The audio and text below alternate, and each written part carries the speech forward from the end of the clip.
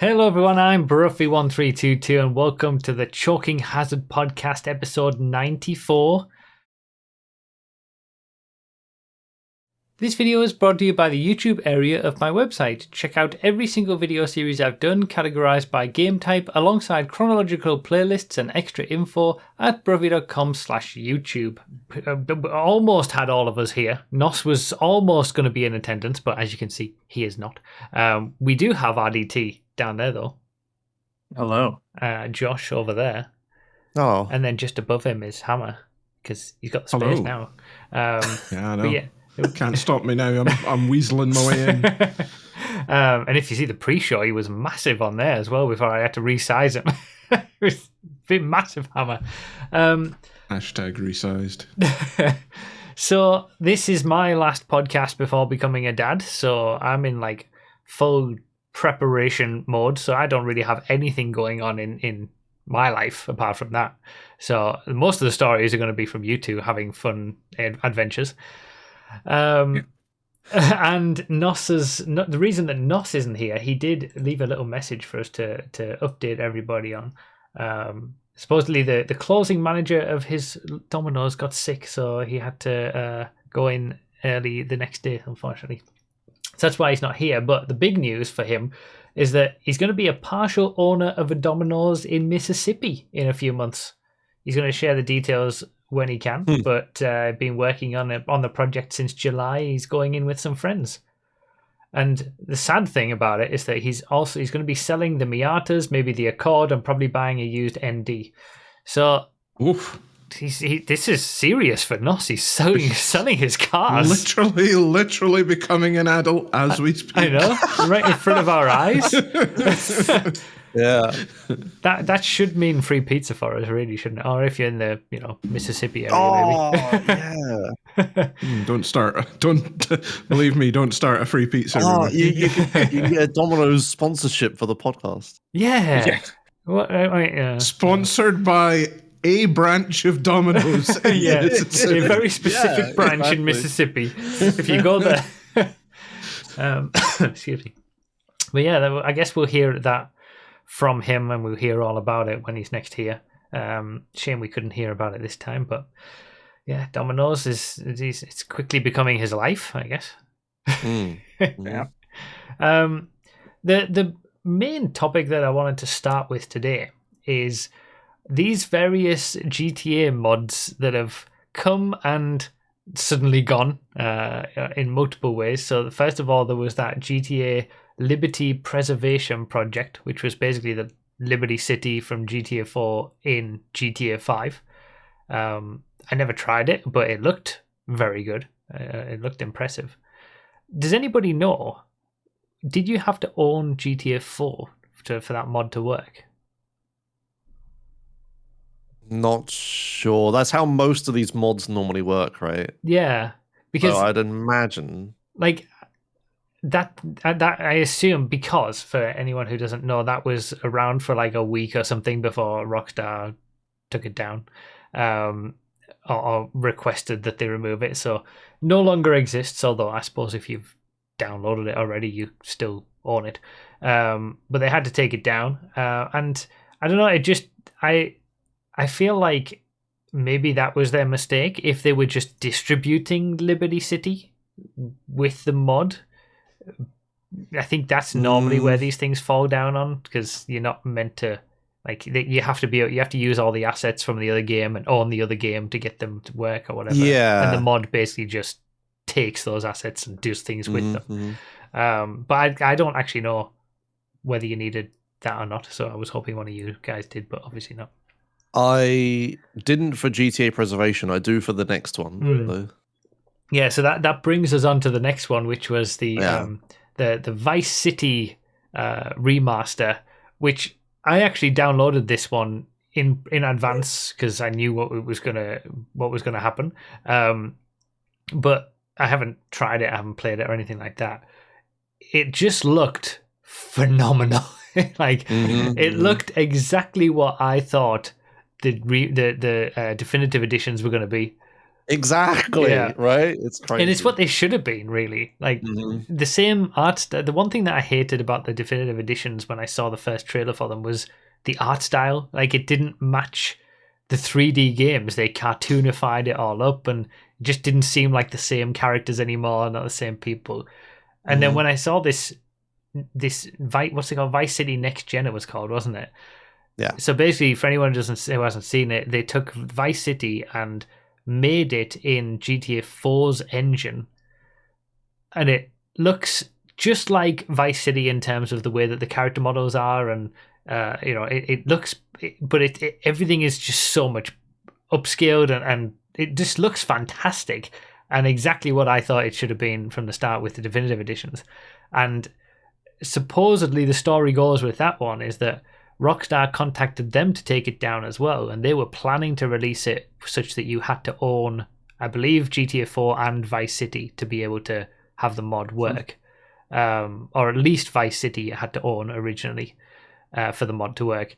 But because Rockstar told them to take it down, they just released the game entirely and packaged all the GTA assets, the Vice City assets with it, because they're in Russia and they don't care. So, like, sort of like, just come at me, see what you're gonna do.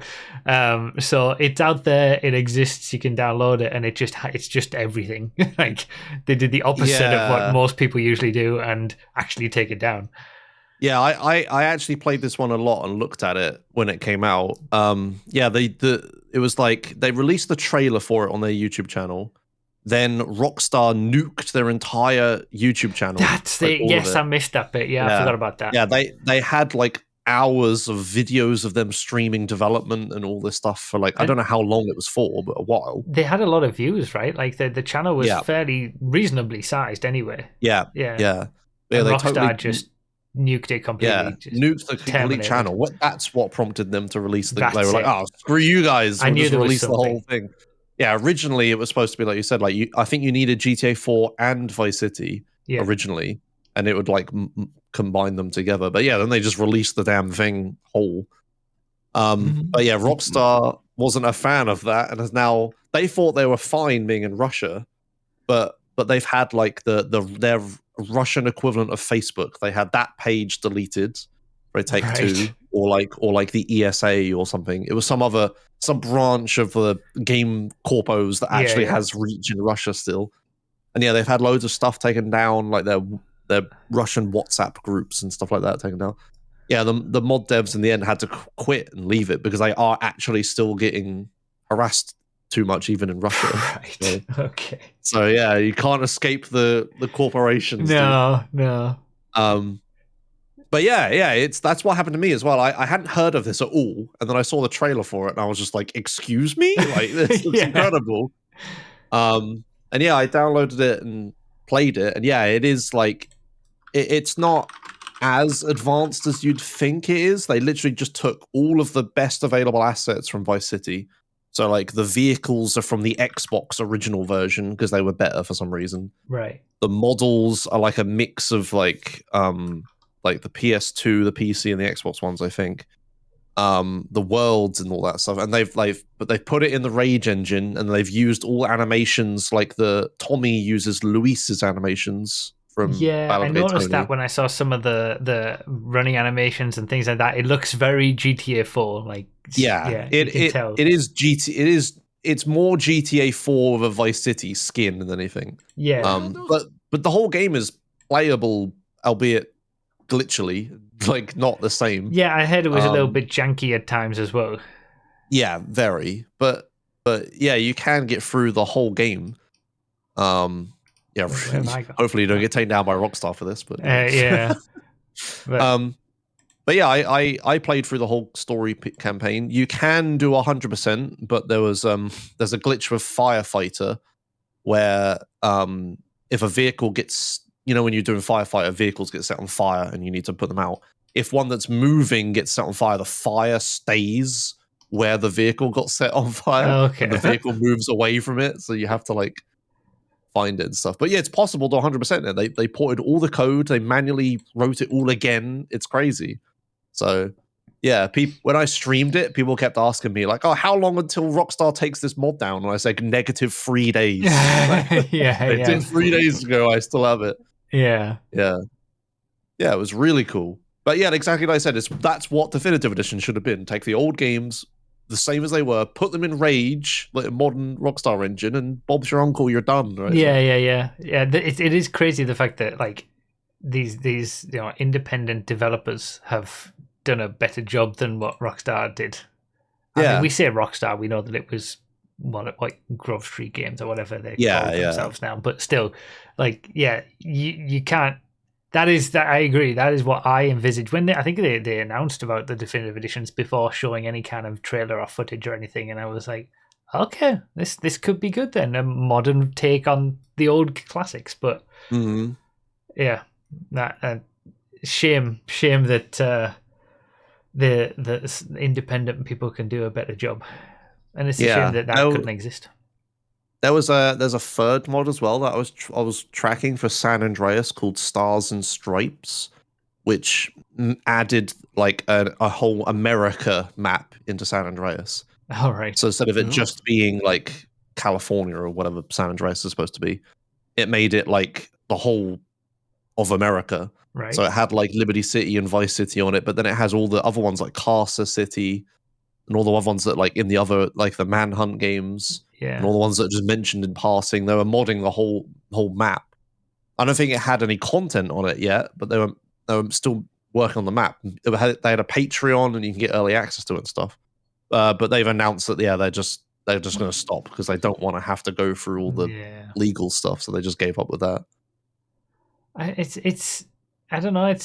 Wasn't there a mod that put the three maps together from the 3D era? With like big bridges or something. Is that still existing or was that taken down?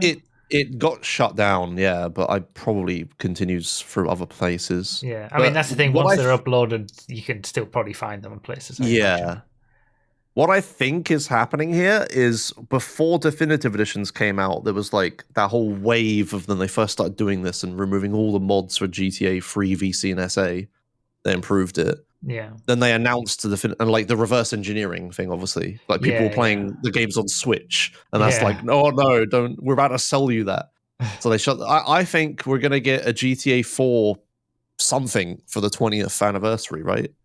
It's almost GTA 4 release date. It's like around like 07. Or 08. Yeah, 2008. So. Okay, we're like a few years out, I guess. But like, what? No, like okay, but take the Double Fine or whatever they're called, 011. They made the Red Dead Redemption thing, and porting Red Dead Redemption. That's like more work than GTA 4. Yeah.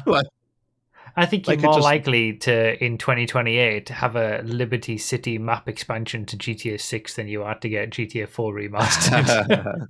Sure, but I don't know. It'd be nice if they'd like even if they just ported it like they did with Red Dead. Yeah, it's like a proper port. Yeah, I don't know. I think we're more likely to get GTA 6 expanded and enhanced in 2028. To be honest, I'm not even joking. Like that sounds. Yeah, I know. But it just looks like they're going after all the GTA 4 mods. Is the thing? Yeah. At the moment.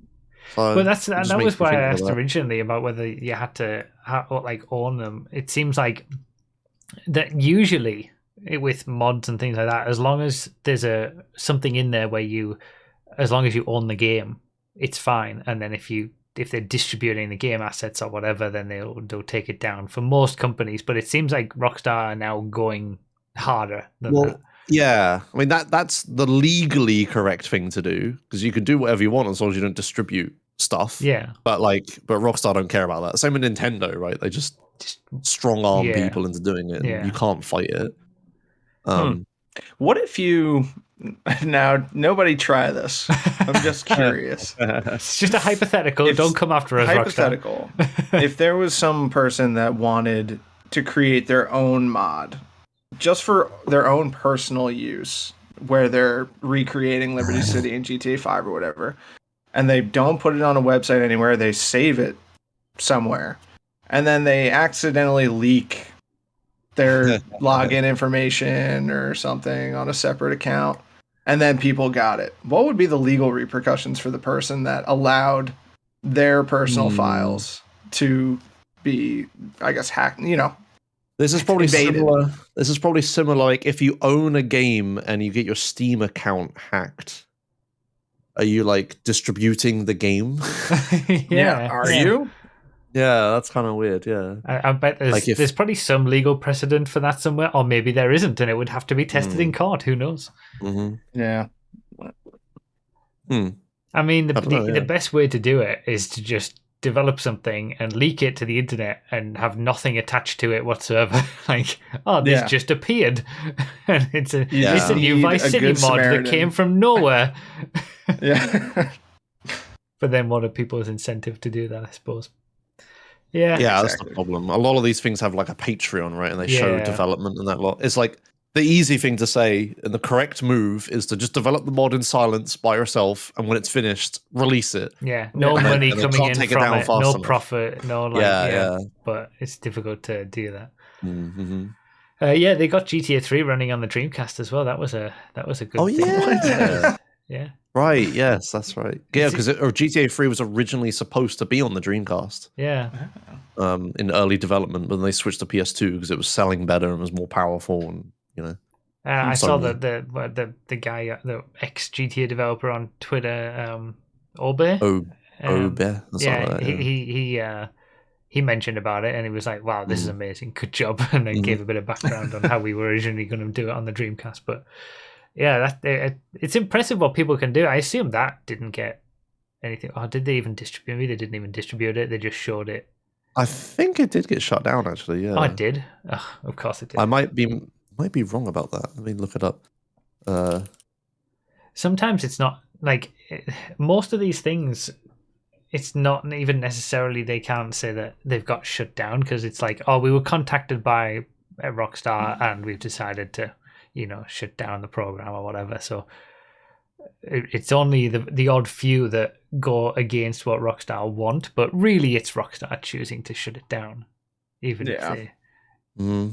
I suppose sorry. Oh, go on you go. I was going to say, I suppose the good news is we've only got 50 years to wait until it becomes public domain. Yeah. Surely. God. It's going to be so interesting when these games start becoming public domain, because I think it's 70 years for anything created after 1978. So I thought it got extended to like 90 years. So it's up, anything up to 1970 is 95 years. Okay. And then after 1978, it was reduced to 70 years. Okay. Didn't that come from Disney? Like Disney wanted to keep getting it pushed further and further and further on, and eventually, like the original Mickey Mouse, Steamboat Willie or whatever it is. Yeah, Steamboat Willie went into public domain recently, didn't it? Yeah. Last year, I think. Yeah. Good. Yeah, Make it's going to be interesting when games start becoming public. Yeah, when we might get like a mad retro resurgence in 2070. Yeah, all the original stuff. Yeah, I had a dream about GTA 4 the other night, and then Rockstar lawyers woke me up. The one that I really like got me was the N64 Portal port. Someone developed Portal for the N64, got it running on an N64 on a cartridge, I think, as well. And they had to take that down because it was using something of like Nintendo's proprietary something or other for the Nintendo, and Valve just asked them, look, we don't want that trouble of Nintendo coming after us for this through you, and so he had to take that down. And there's a way to do it without using that, but it would require redoing the whole thing, and he didn't. It's too much. Yeah, it's like to get anything to run on the N64, you need to use some, like you need to get through the Nintendo lockout chip stuff. It's such a shame, man, when amazing things like this come up, and Actually, speaking of Nintendo, did you see? This is loosely related, but did you see Nintendo lost one of their trademark battles recently? Oh, they did? The last week. Yeah. So there was a chain of supermarkets in Costa Rica that decided to call themselves Super Mario because the guy that started it was called Mario. And Nintendo took them to court and lost. Good. So nice. he's allowed to keep his supermarket being called Super Mario. Yeah, I feel like that. Congratulations. That is a bit of a reach. Like trademarks and stuff. Don't they have to take into account the use case? Like a video game character is very different to a supermarket chain, so they can be separate things, and are people going to mistake one for another? Probably not. So but usually things just go on the side of the big companies anyway. Yeah, so while Nintendo has trademarked the use of Super Mario worldwide under numerous categories, including video games, clothing, and toys, it appears the company did not specifically state anything about the use of names in supermarkets. Good. So that was the key factor in the chap winning his trademark case. I hope Super Mario is very successful in Costa Rica. Yep. I believe the slogan is Super Mario, your trusted place. So okay, good place to shop. Right. Well, Josh, you went to the US. Yeah, never messaged me about it. Okay. Oh, did you not meet up? No, we weren't there as long as I thought. There wasn't really an opportunity to do it. Yeah, I'm sorry. Yeah. I was expecting to see a picture and everything.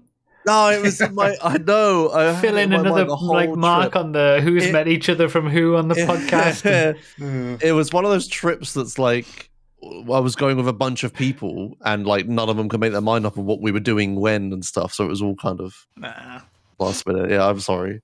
I was vaguely near you though, in New Jersey and then New York. So vaguely near.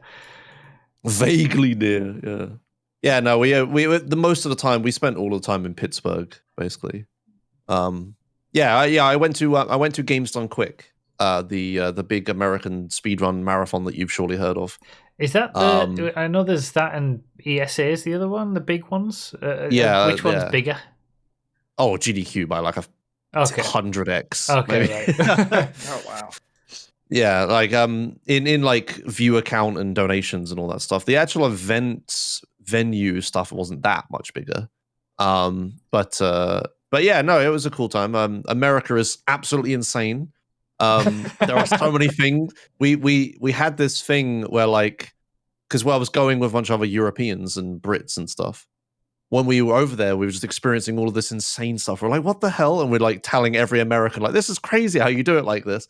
We realized we were Euro-splaining the entire trip to everyone. It's like I was going to say it's getting more insane by the second. So. Yeah. It's just little things like you go to a restaurant, right? And you want to pay for your meal at the restaurant, so that the waiter comes up to you. Is like, oh, okay, you want to pay and pay by card. Oh, okay, you hand them your card. They walk off with your card. Go somewhere else with your card.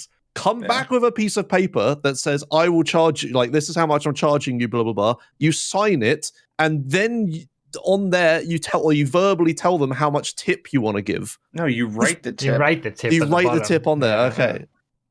But it's just like add it up and put the total. But they could just write any number on there, and then they have authority to charge you what they want. Yeah, but like that's why you write it and sign it. I brought this up on the podcast years ago. The American banking system is like it is in the dark ages still. Yeah, it's like it's wild. You can dispute that. No, you can't.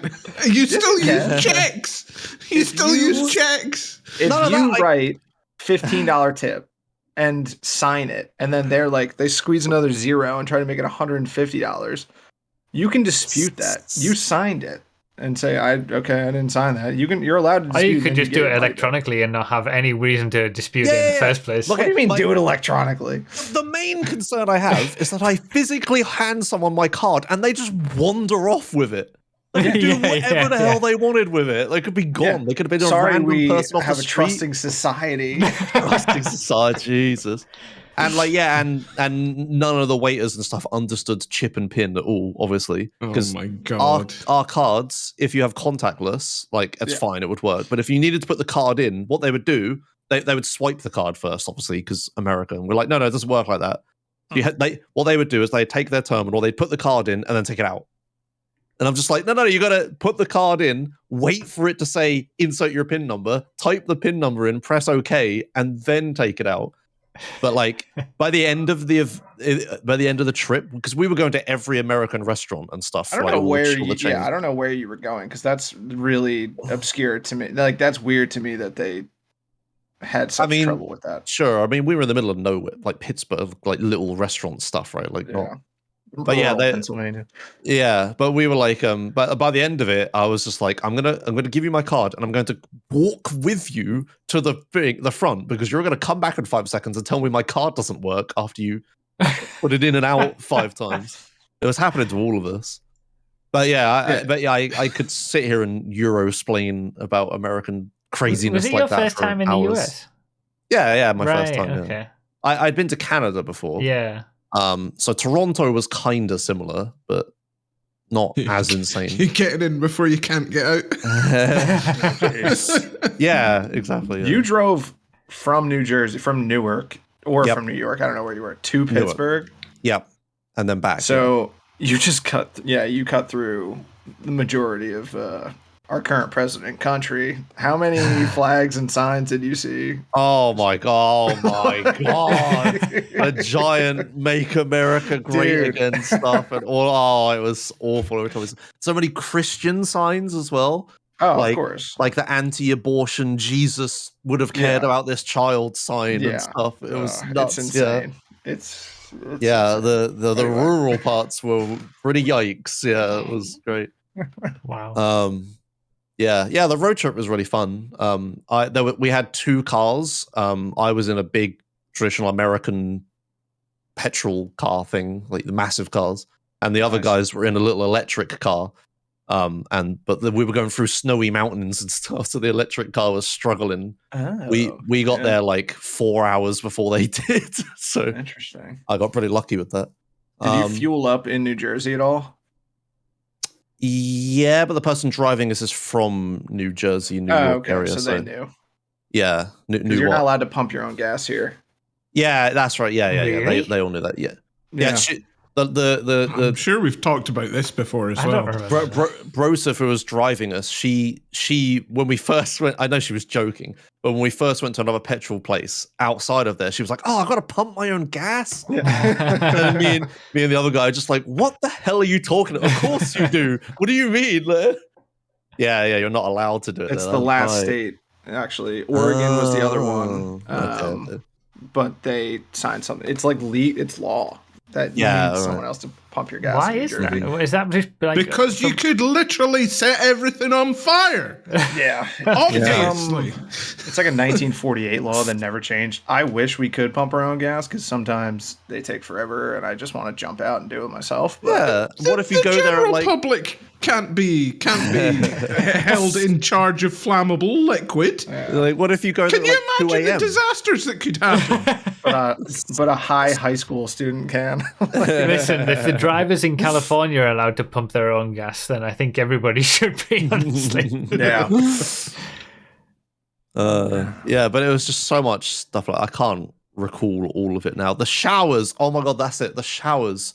So I don't know if this is true for you, and some Americans said it's weird where we were, so it might just be like a hotel or whatever thing. But the showers, the temperature and water pressure for the showers is the same handle. There is one handle. It's in the off position, and you turn it a little bit to go to cold, and then water flow maximum cold, and you have to go all the way through maximum cold all the way to hot. But water flow is 100% the entire time. Yeah, I think I've seen some that places. Before. Yeah, just have 2 handles so you don't ask yourself for freezing cold water. Who's got the money for 2 handles in this day and age? Josh, in this is what you do. Okay, I know you stand out of it and do it but what if you didn't have to do that? I stayed at a hotel once where they had a digital shower that had a button on the outside that you could just you would set the temperature of the shower before you got into it, and it would get to that temperature, and then it would set off a little alarm to let you know when it was at the perfect temperature. Stayed at some nice hotels. No, it was just a Novotel hotel. Oh, really? That's pretty fancy. For some reason, it had really nice showers. Nice. The last Eurosplaining I'll do is the buses. The buses that we were running in Pittsburgh, they were okay-ish, not very frequent or whatever, but they're just big, massive, unpainted metal boxes. I don't know if that's true for everywhere, like maybe New Jersey and that lot's better, but there it was like you get onto the bus and it was really cold and uncaring. There's no nice plastics or rubber or anything. It's all made of metal and stuff. And I sat in it and I talked to a few people about it. And then one guy said oh yeah, we can't let people who take public transport not think they're in a cage. And I was like, oh, that's what it is. I'm in a cage. That's what it felt like. The bars everywhere. It was just, if you took public transport, you were in a cage. That's what it felt like. It was crazy. New York was quite nice though when we went there. That was a lot better. You could walk places. Oh my God, you couldn't walk anywhere anywhere else. But New York, you can't walk? You can, but it's not great. I've never been. Yeah, it wasn't ideal. We had to take a bus or a car. There was one time we stayed in a place in Newark in the middle of nowhere the first night, and the closest restaurant was 3 motorways away.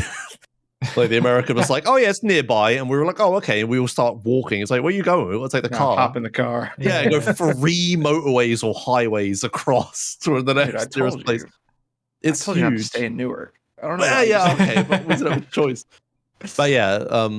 But New York was really nice though. Walking around there and seeing what I went to. We were there 1 day, but it was split for 1 night and 1 morning before we flew. Wow, so we were running around everywhere. We went to Times Square at night. We saw the Statue of Liberty. We saw the Statue of Liberty at day. We did the thing where you take the ferry to the commuter ferry to the other island instead of paying Staten for a big Island, expensive thing. Yeah, that one. It's free. If it's the big orange one. Yeah, the free one. Yeah, that's right. Yeah, we went on that because I knew about that beforehand, so it saved us all some money. But we went on that in day, and then by the time we turned around and got back on the boat on the way back, it was night. So we saw the Statue of Liberty in 2 different times a day, which was cool. Nice. But yeah, it was a good trip. It's not too much. The GDQ is really weird though. It was super cliquey, which is kind of odd when you think of it, friendly Americans or whatever, but everyone had their group and they stuck to their group and they went with their group and did things in the hotel rooms with their groups and just chilled out. And no one really mixed. I never really spoke to many people. I stayed with my group. Right. It was really strange. I tried to get in on some board games and some Magic action, but it just didn't happen. People weren't that interested. So, wow. Yeah, that was kind of weird. GDQ is the high school of yeah. Every other speedrun event I've ever been to, all of them in Europe or the UK, I've spoken to everyone and just learned, been friends with everyone. But there it was I talked to some people, but then it was okay, see you later sort of situation, We're going to do our own thing with our own little group. Yeah. Yeah. But yeah, America was I could do a whole, fill one of these podcasts with Eurosplaining, but I won't. But yeah, it was plenty insane there. But it was a good time though. I'm glad I went. That's good. Yeah. I mean, we've been back multiple times, so you guys over there must be doing something right. It can't be all bad. Yeah. I mean, I've been to Ireland multiple times. Love going there, but I also have family there, so you got a reason. Still need to make it to England. Ireland feels like a weird mix of the UK, Europe, and America, though. That's strange. I think there are Americanisms in Ireland. Yeah, because they love probably the #1 tourists. Yeah, I imagine. Yeah, and they all, Ireland people love moving to and from America and stuff, right? So yeah, makes sense. As someone who grew up in a tourist town in Scotland, I can tell you that's not exclusive to Ireland. Okay. Lots of Americans. Wait, actually, in Ireland, there's like a Barack Obama petrol station, I'm pretty sure. So, What? Really? Yeah. So, they think he's Irish because his last name's Obama, but... Oh, I see. Obama, that classic Irish name. Okay, well, Adi, you've got many updates for us that you've been itching to talk about, and you were very disappointed that the podcast was cancelled last month. So I'm curious to hear about all these things. Okay, what's been going on in your life? Not much, man. For God's sake. So the number one thing that I felt that I should share, being the one co-host who had an exclusive segment dedicated to beer in the past. Yeah, apple juice. I'm starting a brewery. Please say you're starting a brewery. I wish. That'd be sick. Yeah, I'm going to be part owner in Budweiser now. I, for the first time, started and completed a dry January. So for the entire month of January, after New Year's night, starting at 2 a.m. January 1st. Yeah, whenever New Year's officially ended. Yeah. I did not have a single lick of alcohol from that until February 1st. So that was the longest time for me since maybe I was like 19 that I haven't had any alcohol. And people, like, I was prowling on the Reddit that's dedicated to dry January, and I was looking up different things, and people talk about all the benefits, losing weight, blah, blah, blah. I didn't really experience a lot of the benefits that other people talked about, clear skin, losing weight. But I found that at the end of it, I really appreciated knowing that I was going to wake up feeling not terrible every day. And I kind of lost my taste for alcohol overall. Like, last Saturday, that happened to me too. February 1st, I was like, all right, I'm going to celebrate with a couple beers. And I really pushed it off until I was like, once noon hits, I'm going to have one. And I was excited, but nervous. And then I kind of kept pushing it off another hour. And then I eventually jumped back in, had a bunch of beers, woke up the next day, and I was like, I don't know if this hangover is really worth what the fun that I had the night before. I'm not saying it was a bad time, but I just don't think it's worth it. And so since then, haven't had anything. Last night I had a beer with dinner because we went out. And I'll probably drink tomorrow a little bit with the Super Bowl, which I'll also talk about. But yeah, it was interesting. It was a challenge, but I think looking back, it's going to be easier going forward to abstain a little bit. Was there a reason that prompted you to do it, or just for just to see if you could, or like had you had you had to almost go into Alcoholics Anonymous or something? Were you? No. No, there was no. I mean, so I would say that I wasn't like okay, let's not get into too many details like that. Okay. But I would be like on a Tuesday or Wednesday night for any reason, maybe have like 4 to 6 beers on like a regular Tuesday or what, Yeah. Just, and for someone that's been drinking for that long, for like 12 years, that really wasn't that much, which also seems like a bad thing in retrospect. Yeah, I see what you mean. Yeah. And the holidays, you go hard, seeing family, Christmas, New Year's. And so I just decided to give myself a month off and see if I could do it. Yeah. See what it felt like. Yeah, to just be even keeled. And I don't know how obvious this was in previous podcasts, but like up until my birthday this past year, I was using like snus pouches. Zins is what they're called for a while. They use those frequently in like the Nordic countries.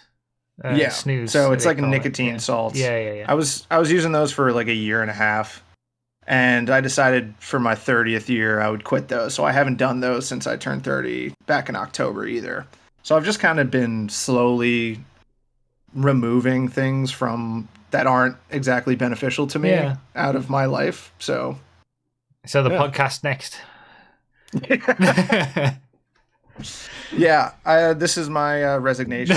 You guys are bad for my mental health. No, that's cool. Congratulations for doing that. Yeah, thank you. It was difficult at times. One of the first weeks, my girlfriend's brother's girlfriend got tickets from her boss to a hockey game where we would be sitting in a box, like one of those VIP boxes with free drinks and free food.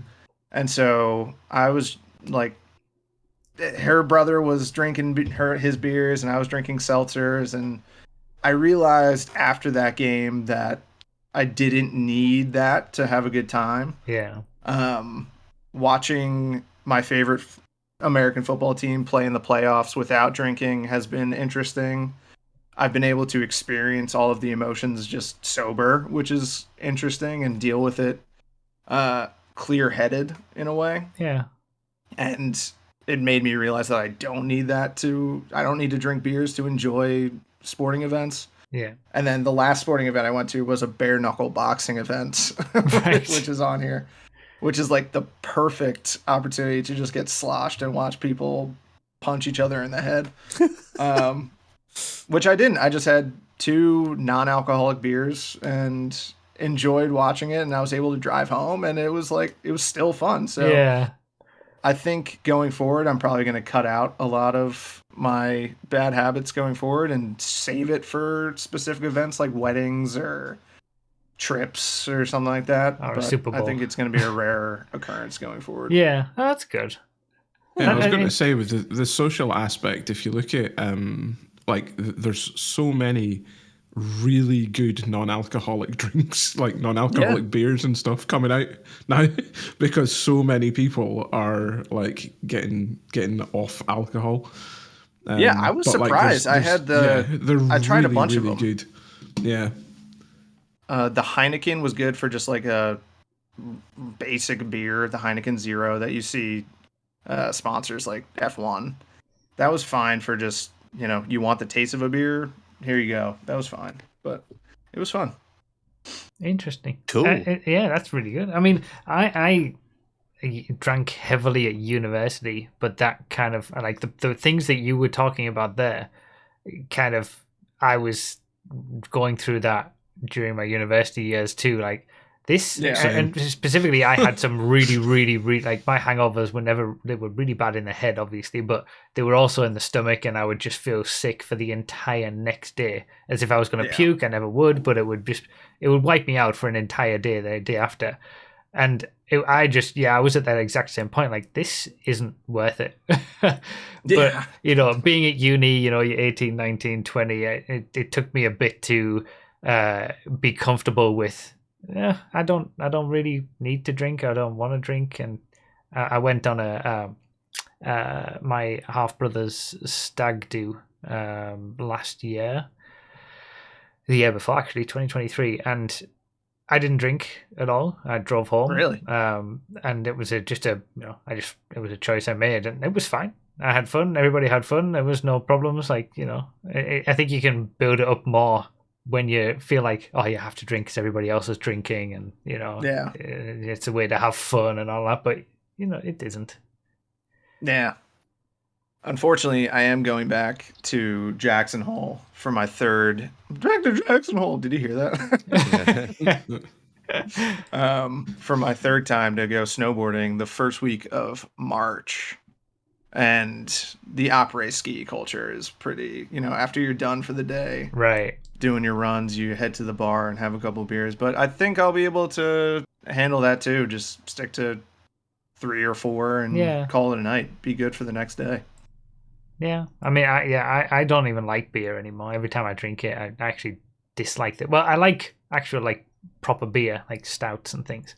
But lagers like Heineken's and things, I just don't like it anymore. I actually like wine more than any other alcohol, but I only drink that once or twice a year. that's kind of it. So I don't know. It's not necessary, I guess. Yeah, no, and I don't want to seem like a beacon of health and wellness, as I'm just very new to this, but I think if I could do it, anybody could do it. And also, it's say that again because you cut out. That's why I was a little late. Oh, well, I don't know. I said if I could do it, anybody could do it. Is that what they missed? Oh, we had that actually. Was anything else after that? No, I was just like, with that, I've also gotten more motivation to get back in the gym. That's why I was late to the podcast today. Because generally getting healthier. Yeah, I'm getting huge. I'm getting strong. I'm going to be jacked as hell this year. Cool. Vegan next month. Jacked either. I actually was vegan for 2 years back in college. Did you? Oh, yeah. Okay. Yeah, so I probably wouldn't go back there. We're learning things about. I don't know. There's some pretty good vegan food. Coming as well. Yeah, it's like becoming a whole actually a possible thing, really. It wasn't too difficult for me when I was, but I don't know. It's just, especially when you're living with someone who isn't. I feel like it'd be easier just to not care about animals. Yeah. I'm not vegan or anything, but I don't eat lamb. I made that decision many, many years ago. I used to a lamb. I think was my favorite meat all over the years, but I don't eat it anymore. Is that because of The Simpsons? No, this is something in The Simpsons to do with lamb. There's a whole episode of Lisa becoming a vegetarian. Oh, that one. Yeah, okay. They serve a lamb. Yeah, okay. Yeah. No, I just I think they're cute. I think my last thing is the Eagles. By the time this comes out, I'm going to either be the happiest person in the world or the saddest person. My favorite sports team. The only sports team I really care about is playing in the championship, the Super Bowl tomorrow, against the evil empire, the Kansas City Chiefs.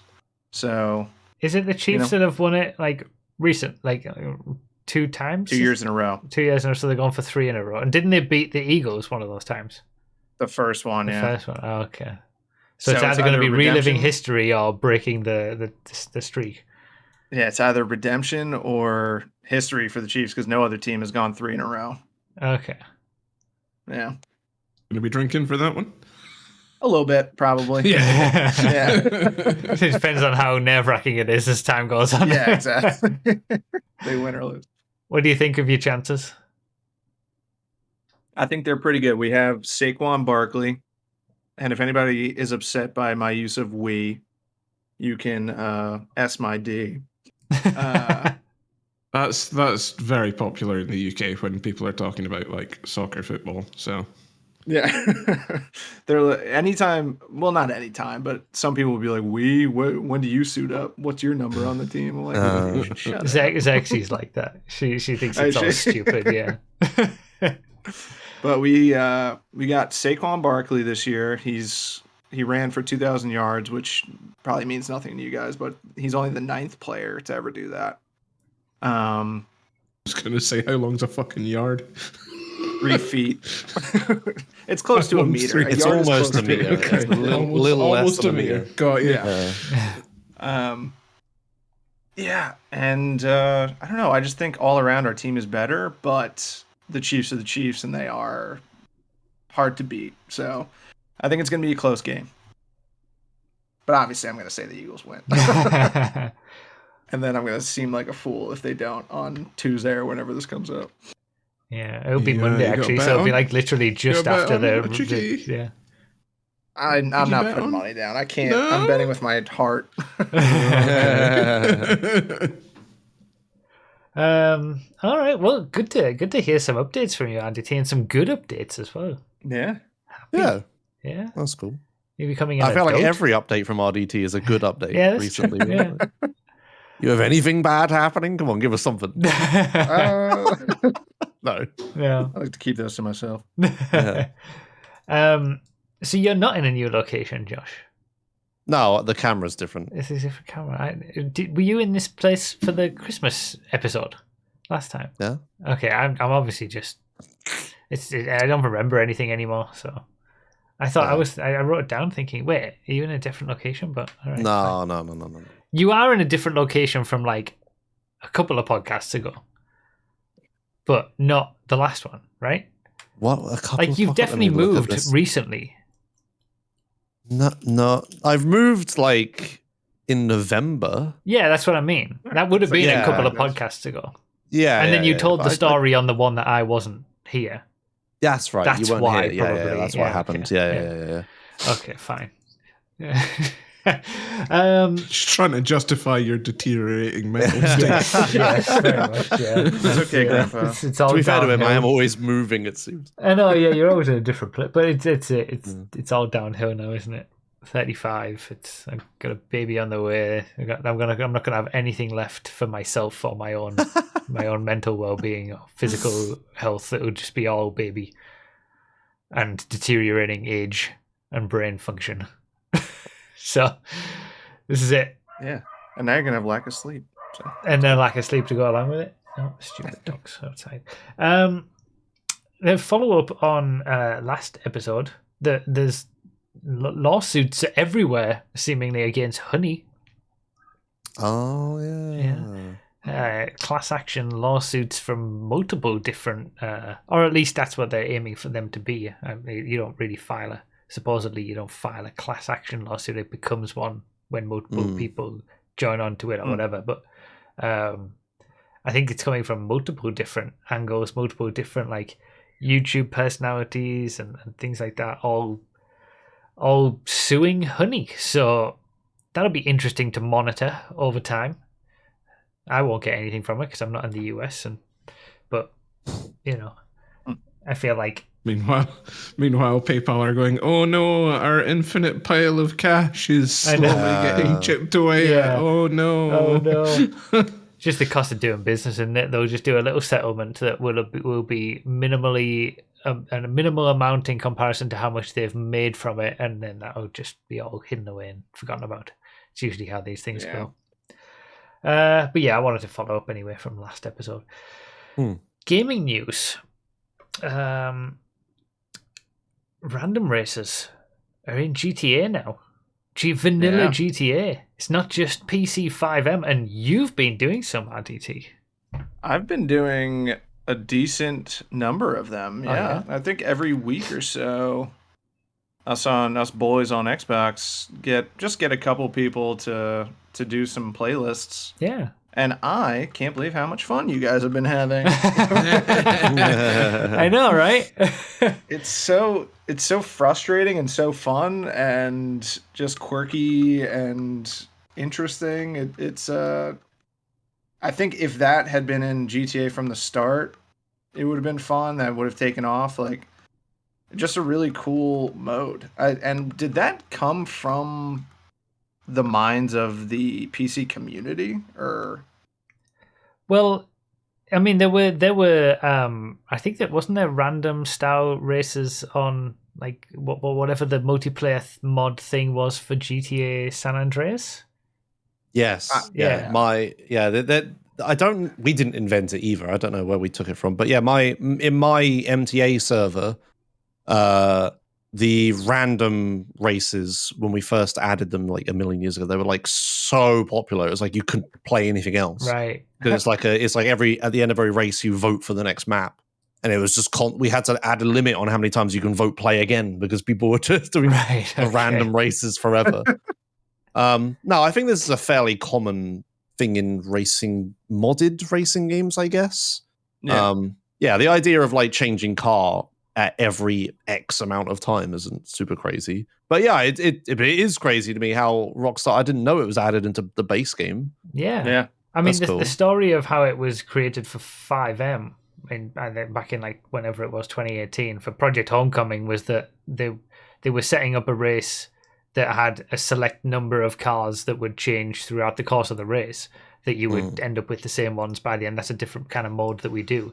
And then I think it was Johnny who said to when they were developing that, what if we just randomized with all of the cars? and then that's how random all became a thing for Project Homecoming. And yeah, 7 years later, that is finally in GTA Online. It's kind of crazy how it's gone like that. And certainly, like, you can understand when you finally play those races why they're so popular. From me doing them on my channel, people love watching them, but people love participating in them too. Yeah, they're just good fun. They're just so fun. Yeah, I think part of it is it scratches everyone's sort of gambling itch. I think to some extent everybody likes a gamble, or at least some stake in something. That's why we support a specific football club. And that's why we, support a driver. Being able to like change the car every lap, and you don't know what you're gonna get. Yeah, it's that like, oh, I hope I get something good. I hope I get something good. Oh, it's a donk. It's yeah. It scratches that itch of extreme excitement and extreme disappointment. And it also kind of balances out the skill level in a way. Totally. It's not completely fair, but when you get people that all they do is race and you're saying, oh, let's do Muscles A, doesn't matter what you pick, you're going to get crushed by people that are always doing races. Yeah. It kind of gives people that aren't as good a chance to compete. Yeah. It's like, how when you compare like F1 and people like to talk about how much is the car and how much is the driver. Yeah. And then if everyone drives in the same car, then it's 100% the driver. This is like the opposite of that. Yeah. Everyone drives a different car, right? Like, it's just racing for pure fun of it. Like, really, the result doesn't matter because it's ultimately like, just luck based. But you can get those like little mini stories within a race, and you're racing someone in the last few laps. And then you get a good car, but you're behind them. They get a slower car, and like it's a last lap shootout. It's just you get those little mini things that makes it so good. It's very similar to why Mario Kart is fun. For Mario Kart, it's not the kart that changes; it's the weapons. Yeah, right. Like the power ups. But then obviously they have the balancing. If you're further behind, you get a fast, like better weapons and stuff. Yeah. Can you? I guess you can't do it in the base game, but I wonder what a balanced random thing would be like. That you get faster car the further back you are. People have mentioned that before in comments as a suggestion, but I think it's very difficult to implement because of the different nature of the cars and the speeds of them and things like that. Yeah, I guess I'm thinking the San Andreas terms. It's a little easier. Yeah. But I think what's quite good about it as well is like. Even if you're racing and you're at the front and you're getting good car after good car after good car, and then you get like a tractor or something, it's disappointing, but it's still funny. Yeah, exactly. You can still laugh at yourself because it's such a ridiculous thing to happen, and it's just like, oh well, there's my race. Never mind. I was ahead by a lap, and now I'm going to lose by 2. Exactly. That happened to me in the very last race that I just did. Actually, I was leading by about like 40, 50 seconds, over a minute, I think. And then I got a dock handler, which is the really tall thing that they use at the docks for, and it got stuck on the start finish gantry, so I had to go around it, and it was unfortunate. But that's another thing that I've enjoyed about it is learning new cars that are old. I haven't played it in so long that I'm like, what the hell is this? This is a cool car. So it's interesting. There are definitely limitations to the GTA Online version because, of course, there are. Like, there's a lot of cars you can't get. Like the Adder, for example, makes no sense. Like, and there's things that we can do on the Project Homecoming versions that aren't fully fleshed out or not possible to do. You can't even turn custom vehicles off, which is a really annoying bit, I think, because if you've got a custom version of every single car or most of the cars, you're at a big advantage. Oh yeah, that's dumb. What the hell? So you can't turn customs off, but they are just ultimately good fun, and I was surprised. I did that 13-hour, 22-minute stream last Sunday of back-to-back random races, and the vanilla randoms are the best, like the most sought after thing to do for a long time. Like in my lobbies, we had 2 full lobbies on Xbox of 30 players each. Well, I think there was more than 60 people wanting to get into these lobbies, and we had to do, okay, we've done one race, and then if you were in that race, you can't join the next race to give everybody, one on, one off. RDT missed out multiple occasions after being in those races. You weren't even trying to get in. I wanted to give you preferential treatment, but I felt bad. God. Like, if we had like 58 or 57 people so that, it wouldn't be putting someone else out, then fine, I would have just let you be in all the time. But the fact that we had like more than 60, so someone was going to miss out both times, I couldn't do it. It's funny because I don't want to like call anybody out. I don't even know who said it, to be honest. And I'm not trying to, gloat or seem like anything, but I joined a playlist a week or 2 ago, and someone was in another party before they joined ours, and they said that the people in there were like, "Is that the real RDT?" Like that's funny. That's good. That's funny. Oh, RDT's back and getting recognized. Yeah, so the party I was in, they're like, just sneak in. He won't say anything if it's you. And I was like, all right, I'll try. And then you little viewers called me out. I know. I think if they hadn't, I noticed you before they called you out, and I was just gonna kind of stay silent. But like, I was gonna leave. I was gonna leave no matter what. These little moments on stream have to be celebrated, though, RDT. Yeah, they have to be. I noticed Matty H in chat says he wants a return to the Choking Hazard game night with us all doing random alls. Random. Okay. I'm going to have to decline that. I'm going to have to decline that because my random all record is really, really good for streams. If you look at the historical records, because I've done very little of them and finished quite highly in all of them. So I don't want to ruin my record. Basically, yeah. Sorry. The problem is we're not all on the same platforms anyway. I could get it for PlayStation 5. I don't have any console, so it would only be like none of us are all on. I'm on everything, but well, we'll see. I could do it on PS5, but you'd have to stick to like everything pre-lowriders, because my character is ancient. Yeah, on PS5. I think. One of the main issues with them on vanilla is the duplicates. That is annoying that you can get duplicates in the same race.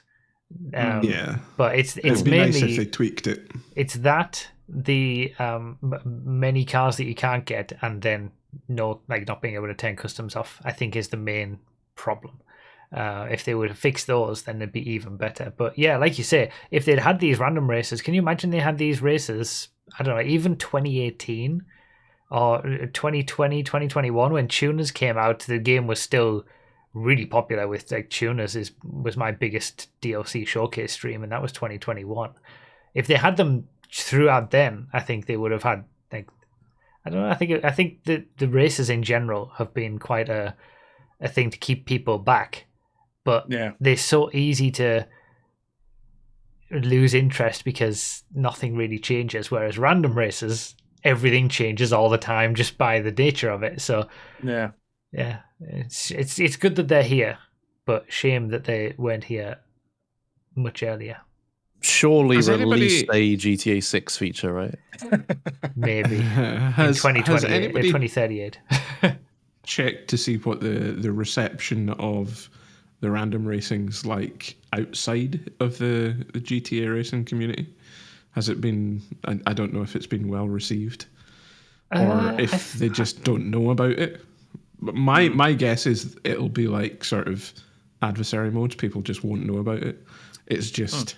I mean, my experience from people's comments has been that like if they've ever tried to host a random race or anything like that, just they never get anybody join, or I don't think it's just a thing that I thought it would be like. People do. That's a shame. Yeah, because like Like when you think about there's some. I think the often the problem is just funneling people into the right places, and you've got these incredible random tracks that are being created by the community and the creators, and setting them up to be as fun as possible with all the right cars and everything.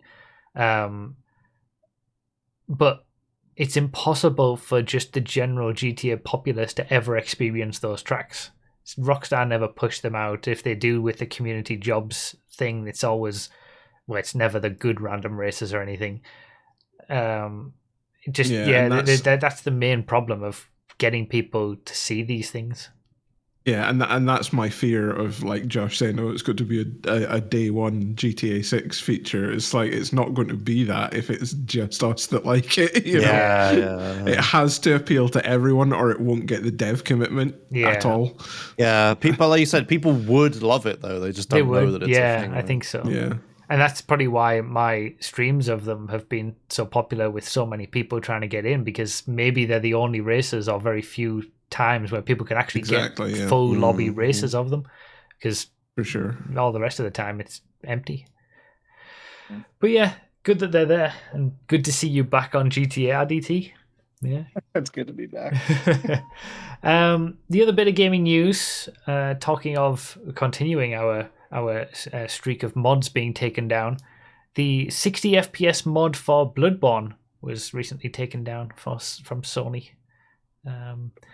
Just adding to the list. Was there not some sort of technical reason for that? I caught a bit of that yesterday. I'm pretty sure Sony just requested it to be removed. I think. I'm sure though it was relying on a bit of tech that Sony had to switch off for some reason though. I can't remember. I'll not talk on it if I don't know the full facts, obviously. But I'm not saying you're wrong. I don't remember hearing about that, but it was something like it relied on a part of an update that was in the firmware from like 2018 or something, and they just got rid of it. I'm sure it was something like that. On February 21st, 2021, I created and released a patch for Bloodborne which makes the game run at 60 FPS. Today, I received a DMCA takedown notification on behalf of Sony Interactive Entertainment asking that I removed links to the patch I posted on the internet. That's what the creator said. Fair enough. So, yeah. Big Sony coming after you. Although, is that saying... well, hey, guess what? There's a Bloodborne remake coming. I mean, that's what people are coping with, I think, but who knows? Well, I mean, if you look, Bluepoint aren't doing anything at the moment because their latest game just got cancelled in Sony's latest live service. Wait, you're working on a live service? Not anymore, you're not, because they're not doing very well. So game companies Bluepoint, are so of course, dumb. Bluepoint, of course, are the absolute fucking kings of remakes. They just are they'll remake a game immaculately. Like what did they remake recently? They've done Shadow of the Colossus remake, which was absolutely fantastic. They did Demon Souls, which I swear is still one of the best looking games on PS5, and it was a launch game. They did the Uncharted trilogy.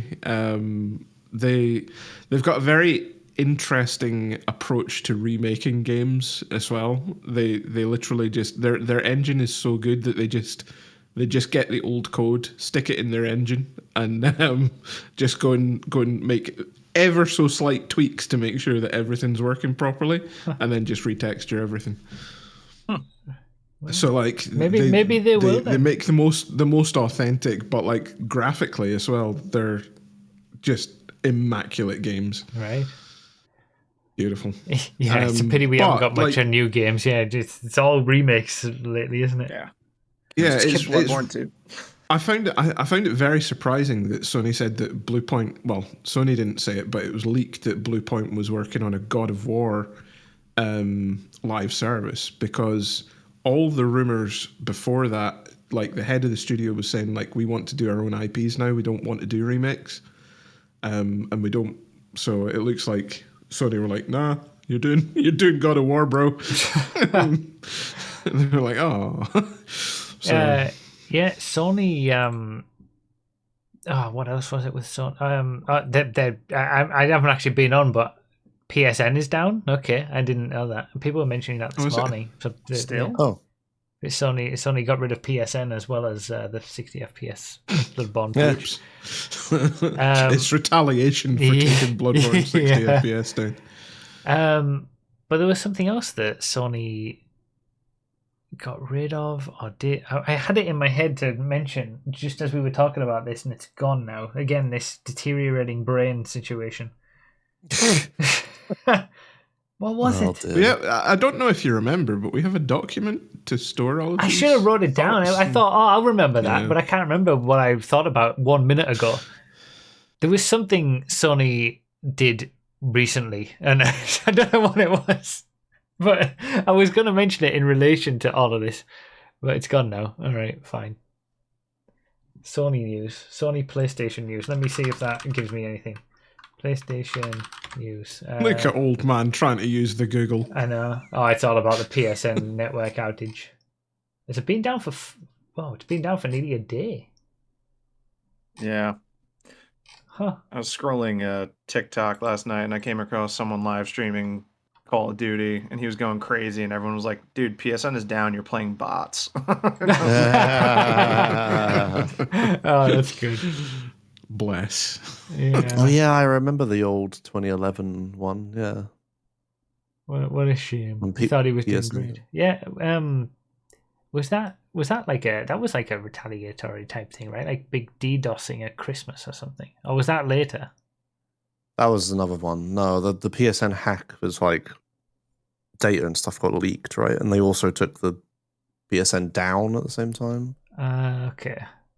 Yeah. Yeah, it was like down for like 2 weeks or something, wasn't it? Yeah, a long time. A long time. This is gonna annoy me now. You're still I'm so frustrated. I'm so frustrated. I had it in my head. Okay, well that's gone now. There's no chance. Nobody knows any news about. I can't let it go, man. I can't let this go. No, it's not happening. We'll do the Zoomer thing. Let me ask ChatGPT. What recent Sony PlayStation news? Yeah, other than PSN being down. Oh, that was it. I got it. Ramo said Forza going to PlayStation, and that's triggered me to thinking about how Sony released Spider-Man 2, was it, on PC, and it was PC, atrocious. Yeah. It was absolutely atrocious port. That was what I was going to mention. Oh my god. It's weird, isn't it? It's like some of these PlayStation ports are really, really good, and some are like it seems to be like every second one is just absolutely atrocious. Like, yeah, it's so weird. Like, you've obviously got consistency. You've obviously got a team that are really good at ports. Like, just let them handle it. Right? Yeah. Isn't the Final Fantasy 7 isn't good, right? The latest one. It's better now, apparently. It's better now. Oh, the Rebirth or whatever it is. This Part 2, Final Fantasy 7 Remake Part 2. See, I just don't really buy games new anymore. Like, even if I'm genuinely like even a small bit interested in it, it's better to just wait and exactly. Like Civ 7, right? Everyone loves Civilization on PC. Civ 7 is coming out soon, but like you could pay for the deluxe edition or the super deluxe edition, which is £120 to get access to the game like 5 days early. First of all, no thank you.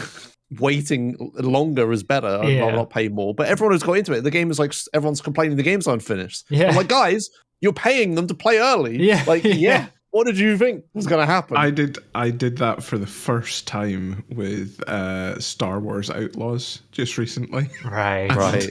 Let me tell you, that was an experience because So I paid for my early access principally just because I was bored and I had nothing to play, right? So I was like, right, I'll buy the extra things so I can play it a couple of days early because I was looking forward to the game anyway. So I started playing, and I got through like, I don't know, like the first act essentially, but like I'd been like my usual gaming self, like combing for secrets and like picking up all the collectibles and everything and all of that. And then as I'm playing, I get an email from Ubisoft, and I'm like, yeah, I remember this. Yeah. Oh. Yeah. What's that? So I check my phone, and it says, we've just realised that there's a massive game breaking bug, so you won't be able to.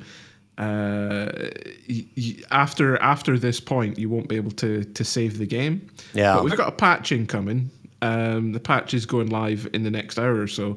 However, what it does mean is you're going to have to delete your entire save and start again. And God. I was like, so what was the point of bloody early access then? Did you get anything like back for that? Nope. Oh my God.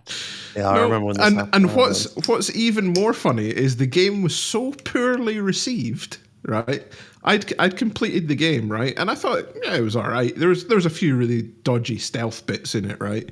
But on the whole, I thought it was fine. It wasn't anything special. And now they've gone back and completely re-engineered the entire game. Like all of the stealth sequences are all completely different now. And I'm like, but I've done it all already. You paid extra to have a worse experience. It's a completely different game. Yeah. It's a completely different game now. So I mean, that's what like Cyberpunk. I still haven't played it, and I feel like now is actually a good time to maybe play it because like it's had like so many updates, and people are raving about how good it is now. I think Xerxes played it, so we actually bought it. Not on a sale or anything like that, but I could have quite easily waited up to now, got it cheaper, and played a much better version than everybody who got it, day one. And then if you got a PS4 or Xbox One version, it was terrible. And did I talk about this when you weren't here? I think so. You talked about Cyberpunk being good. Yeah, dude, it quickly became like top 5 for me. Right. So I would play it if you had a chance. If you like RPGs, then yeah. Yeah, I played it. I played it day one through to completion, and I did experience a few bugs where I had to like replay different sections and whatnot. But I just didn't like the story. I just couldn't get into the story at all. Yeah. That usually makes or breaks things. It just didn't grab me, which is such a shame because it's like I'm there for the story. I can make do with like all the bugs and stuff, but I'm there for the story. So why am I playing this? Yeah, I think it's something that love the world and stuff. The world's great. The world's really interesting. Yeah, actually, I want to go back because someone commented, like, so do you know the general story of it, Bruff? Cyberpunk? Yeah. I don't think so. I don't think I really know anything. So it's not exactly a spoiler because it's technically the prologue, but most of the game you have a virus and you're on a ticking clock, right, until you die, essentially. And someone commented on our episode, like, I couldn't shake the feeling of doing side quests while your main priority should be saving your own life. And so I looked it up, and apparently in the lore, V, which is the character's name, has like 6 months to live, not a couple days or weeks. Right, okay. That's how you can kind of justify it, but they don't ever explicitly state that. At least I didn't notice anywhere that they explicitly stated that. So if that's a problem to you that you're doing a side quest when you should be saving your own life, technically you have 6 months to do it. Okay. It's good to know going in. That's how little I cared about the overall story that I actually preferred doing the side quests. I was just like, this main story is just Yeah. Could not get on with Keanu Reeves' character. I was just like, everyone's like, oh, he's so cool. It's just like, nah, he's just got a big chip on his shoulder and just, Yeah, he was a bit of a, I'm edgy 15. Look at me. Yeah. Yeah, I'll give it a go because I like the futuristic style games, but most games that are sort of RPGs in that way, they make you the main character, like at least you create a character, the silent protagonist sort of thing, like a Bethesda RPG. Starfield I couldn't handle for more than how long I played it, like 2 hours or something. It was bloody boring. I like when you're actually playing as somebody else, like Shepard in Mass Effect, or any of the characters where you're playing through a GTA game, for example. And I think Cyberpunk is like that, right? Like the main character is, and you can change his look, obviously, but like he's voiced, he's his own person, and you're playing as him rather than yourself in a way. He or she. You've got the option of a male or a female character. Yeah. And then you have 3 like starting classes, I guess you could call them. Yeah. You could be like a street kid, a corporation guy, or a nomad, which you'll learn about those if you play it. So I think there's a bigger chance that I'll like Cyberpunk over, your traditional RPG style games, I guess.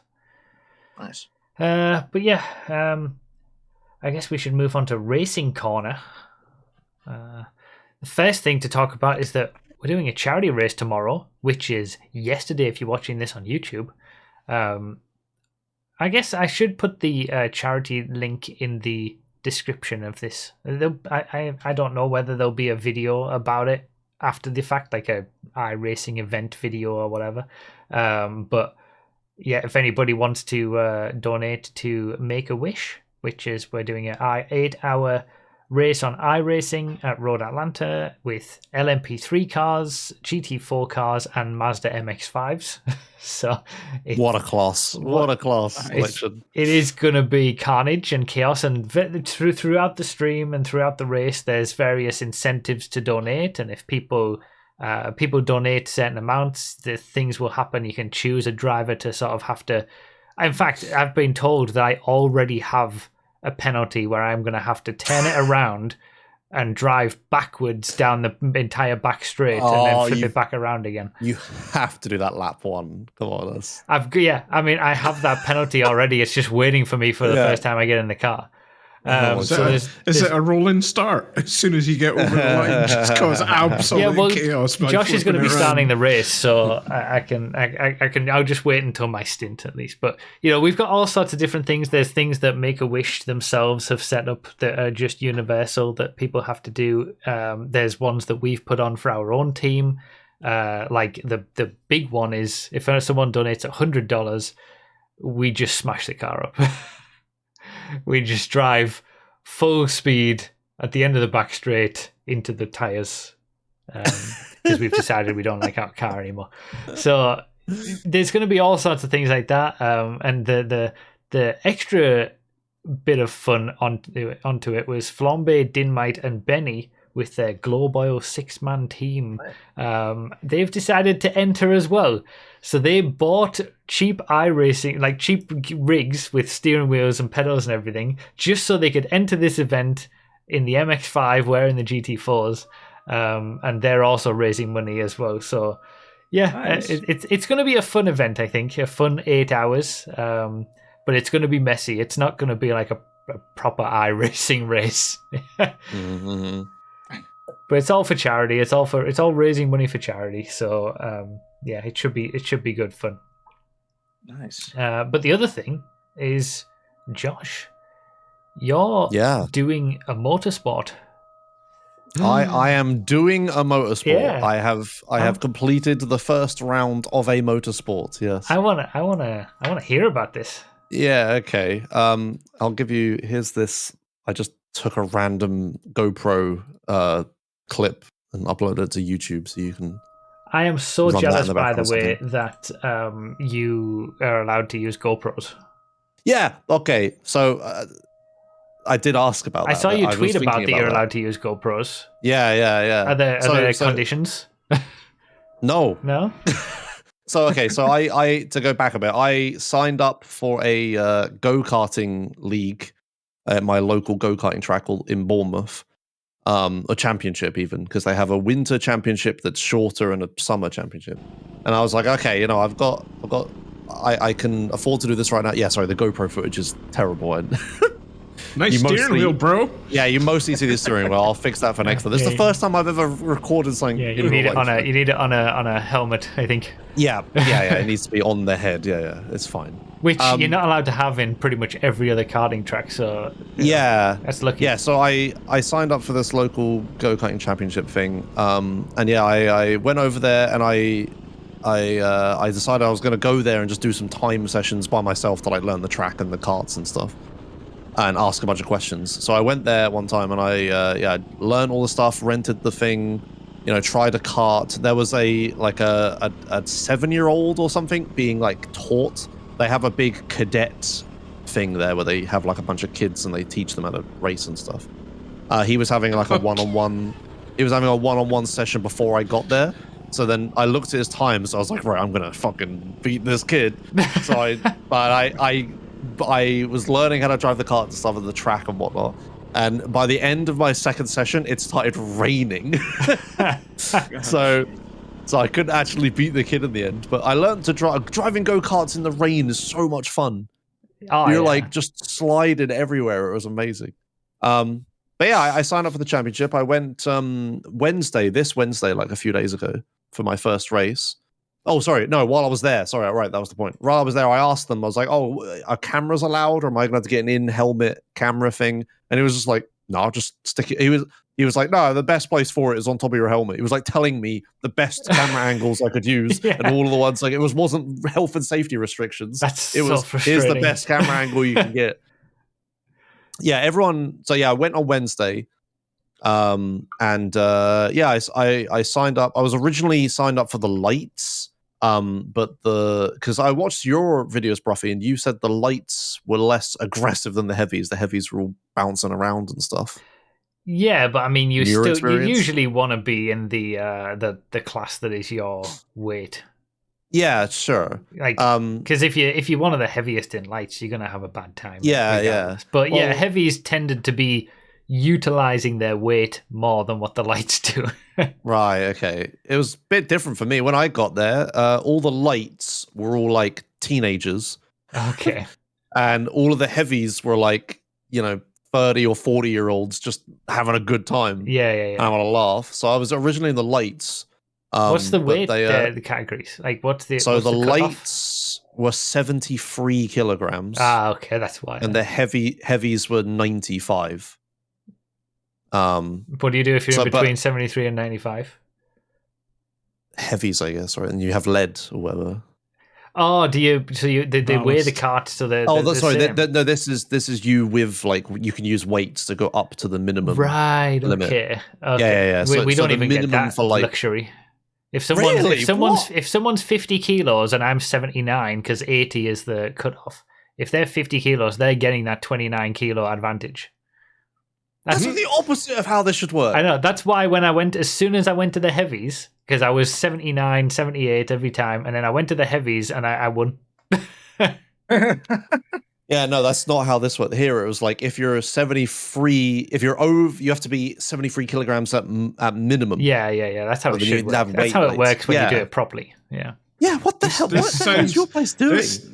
Josh's one, although their health and safety seems out of the question, it's more fair. They seem a lot more professional in terms of the actual racing. Yeah. So when I was there, they said the lights were full. Actually, they'd overbooked it or whatever. But they said like you can go in heavies, and I was just like, I was chatting to all the guys in heavies and stuff. I was like, yeah, this sounds better. I'll just do that. And I'll just take a lead because I was going to 'be overweight in heavies. Lights, sorry.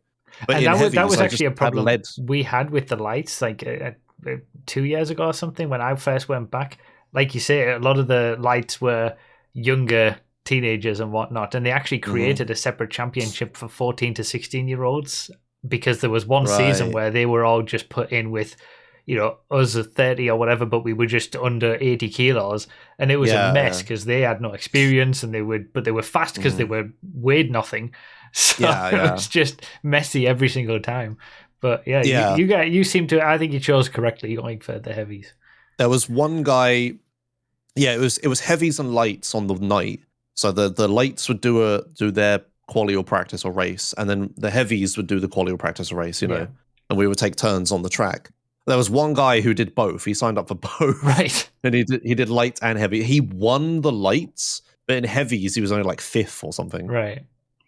So yeah, we were obviously a bit better. But yeah, it was a really good time. I was horrendously slow for my first time. When I turned up, and I have all the timings. I maybe should have found the link for that.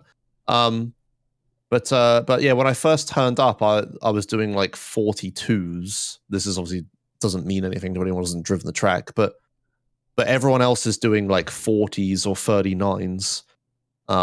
So the first session was That's not too bad. Yeah, the first session was a practice that led into a quali. And yeah, I qualified hella last. I also forgot to take my weight with me, so I was disqualified anyway. My first time in the car, I'm like super nervous, and I don't take the lead weight that I'd spent ages triple checking I was the correct weight with. No, then I forgot it. So was your punishment that you had to start at the back, which you'd qualified there anyway? Yeah, okay, I qualified so last. It made no difference. The guy looked at me and was like, "It doesn't matter, mate." I was like, "Oh, thank God." Like, I was like, super underweight. Yeah, it was February 5th championship. There's a bunch of sessions, whatever. But anyway, there's a league by me. I might have to start doing. Yeah, get involved. Yeah, it was just a bunch of. We were just a bunch of guys having fun. The lightweights were all teenagers try-harding because they want to like be the next Lewis Hamilton or whatever. We were all just having a good time. 25 and up league, so yeah, do it. At least give it a try. Like, do one round, see what see what happens. Yeah. It gives us a story for the podcast. Yeah. Content. Yeah. It was fun though. So yeah, the qualifying and practice session I did awful in. I was like 2 seconds off the pace or whatever. But heat 1, we had 3 races, 2 heats and then a final. Heat 1, I knew I was going to be last and stuff, so I just focused on just learn the track and get faster. I've got half the track to myself. Yeah. I wasn't going to get lapped. I wasn't that much slower, so I just focused on learning the track, and I saved a second. But then by the second heat, at the start of it, I started last or whatever, and I'm racing, and then I a few laps in, the guy in front of me, I overtake him, and I was just like, oh, he must have something bad happened to him. He his kart was slow, or he messed up or something. And then racing at the end of it, I came second last, but actually third last because a guy in front of me got a ton of penalties. But I got out of the car and I asked the guy behind me, and I was like, "What happened? What happened? What happened to you?" And he was like, "Nothing." And I was just like, "What?" It was like, "Yeah, you were just faster." And I was like, "Oh, I'm doing it! Right? It's happening!" I was like, "Oh my God!" I felt I was so awkward. I was like, "What happened, dude? You were so slow." I didn't mean it like that. I honestly didn't know that nothing happened. But yeah, by the end of the final. In that footage I sent you, might have the crappy camera angle. You might have seen it, but I'm actually behind them. I kept up with the pack. I came second last again, but I was behind them. I was sort of doing the same lap times. My fastest lap, I went to a 40. I saved 2 seconds on a 40-second track. Yeah, I got the hang of it. The things that really confuse me, because I'm from like sim racing and iRacing and stuff, is that when you brake in a go-kart, you brake for like half a second and then stop. Yeah. Like I was coming into these corners, I'm like braking and then accelerating. Like it's just like literally you thought you put on the brake and then full throttle again. Yeah. Certainly because it's like immediate lock, isn't it? Yeah. You just immediately lock up. And then but you just come to a complete stop because you weigh nothing. Yeah. And then you go around so that took me a bit to get, and like just like bravery things, because in iRacing, if I brake too late, fly into a wall doesn't matter. But here it was like I was they had just taken delivery of new go-karts. They had spent £100,000 apparently on a fleet of new go-karts from this company. So all the karts were super even. Everyone was super happy with them. Good. They were really cool. But they put cones in places that like, please don't drive here and scratch our karts up. You have like cone penalty if you touch this or whatever, on like bumps and like some potholes and stuff. Ruff's looking at relocating. Because I missed the first round of my local championship was last Sunday, but I was doing the 13-hour stream instead. And they're meant to. The word is they're getting new karts as well. but supposedly they haven't got them yet. And I heard that it was as bad as it's ever been, like going from a top 10 to stone dead last, and way off the pace. You do know your new carts are going to be Josh's old old carts, right? They were just waiting for your local to get their delivery. But yeah, I was very conscious of being like, oh, I need to don't crash. Please don't crash the brand new cars or whatever. So I was braking like way too early everywhere and way too much and being super careful. But yeah, I had to obviously learning to be brave, not in sim racing, but in real life, learning not to be brave and don't just fly into the wall in front of you was really hard. Yeah. But yeah, I was getting there, and yeah, the guys I was just chatting with them and stuff. It was super friendly, and I liked it. They were all like, "Oh, you're gonna come back next time?" And I was like, "Yeah, this is great."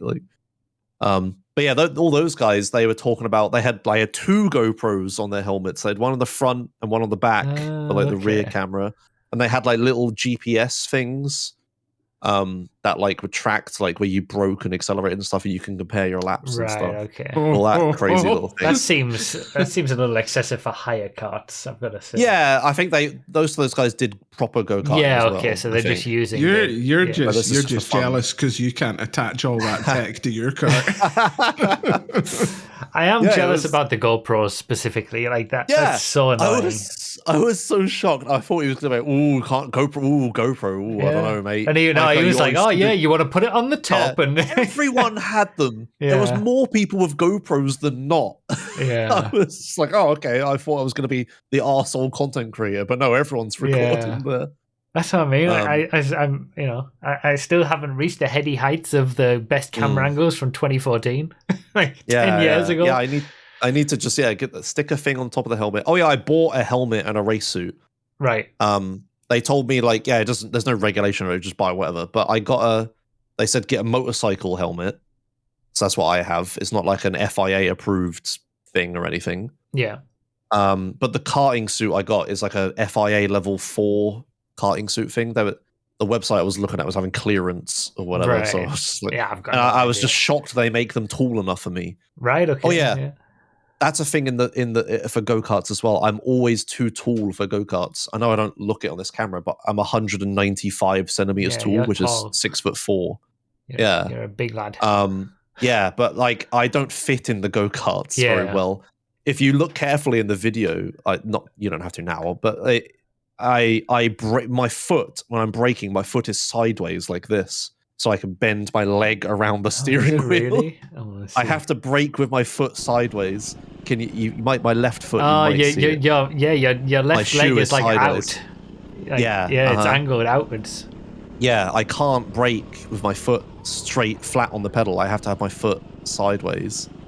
Plenty of apex there on the left. Yo, okay, come on. But yeah, I was like, But yeah, I'm like, I don't fit in the go-kart. I'm too tall. And a thing I was worried about on the website they're called South Coast Karting. They have a limit of 180 centimeter tall or something. And then on a different page, they say 185. And when I went there physically, there was a sign before you at registration that said 175 maximum height or something like that, something smaller. And I was like, oh God, they're gonna reject me because I'm too tall or whatever. But then nobody ever asked me. No one ever mentioned height. No one ever asked me about it. I never said anything. Because it's part of health and safety, and we've already established they don't give a fuck. Nobody. They just didn't care. They just didn't care. It was great. Yeah. Refreshing to have a place like that still. Yeah, it was very nice. Here it was. Yeah, they had another sign. That's never going to show it, but okay, that's not going to show. Yeah, it says maximum height 6'2" /188 centimeters on the flipping right next to registration. I'm stood there, obviously taller than this. It's like, hello, yes, one championship, please.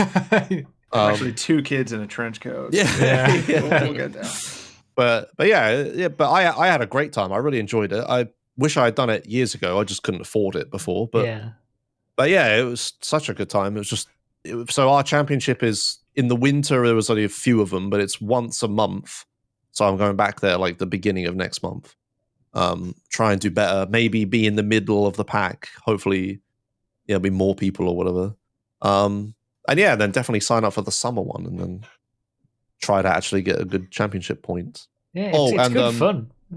A funny thing happened at the end that they didn't have trophies because they weren't sure how many people were turning up. That was like a whole thing they were complaining about. So they gave medals out. But the guy who came in third went up to me at the end. He was like, "Hey, do you want this? I have so many of them. I don't want them anymore." I was like, "Okay." So I have the third place medal. Nice, the third to last medal. The third to last medal. Yes, exactly. Yeah. Yeah, but yeah, I had a good time karting. I definitely recommend it if you have the cash and the time spare. It's good. Yeah, definitely at least like once, give it a go. Yeah. But then if you go once, you might realize that you need to go all the time. Yeah, I like go-karting. Listen, I'm a fan. Yeah. How many times have you? $400 apparently, but you know. Say again. It's $400 at the place apparently that I was looking at, but what for? What? For a season. For a season. Yeah, 10 race. Oh, right. Okay. Okay, that makes more sense. I thought you were like $400 for a session of karting. What? So do you have to sign up for the whole season? You can't just do one round? They might have open. Let me see. Is it indoor? You guys keep talking. I'll see. Yeah, for me, I could like just do one of the race because I already missed the first championship race because I was in America. Yeah. But you just don't pay for that session. You just turn up for the other one. So. Yeah, is it indoor? The one close to you? No, it's outdoor. No, RDT. It's outdoor. Outdoor. Oh, good. Well, that's a good start. Outdoor is always better. Yeah. There are a lot of indoor ones closer to where I live, but like I don't want to do indoor. Yeah. It's not the same. They're all so restrictive and normally electric. I actually went to an indoor track thinking of making a video about it, and I just didn't really enjoy it. I think it was fine to just have a bit of fun, but and then it never ended up making a video. I got the footage for it, but it wasn't interesting. It wasn't like, it's just so different, and it's not as good. Yeah, I saw a really interesting indoor track just recently. I think it's possibly near Bristol, and it's kind of like they've converted or part of a multi-story car park. So it's kind of like it's on multiple levels with like ramps and like elevation changes and everything. Yeah. It's really cool. I'll have to look it up. And a lot of them do that now. A lot of the indoor ones get more track time, more track out of it by doing multiple levels.